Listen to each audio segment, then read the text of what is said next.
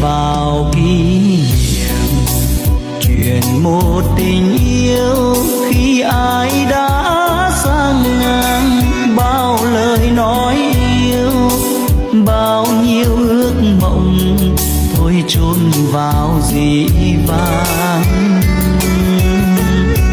Đừng trách chi nhau, đừng xót xa đau, duyên dấu lỡ nhịp cầu, bao dấu yêu ngày đầu thôi mình giờ đẹp cho nhau.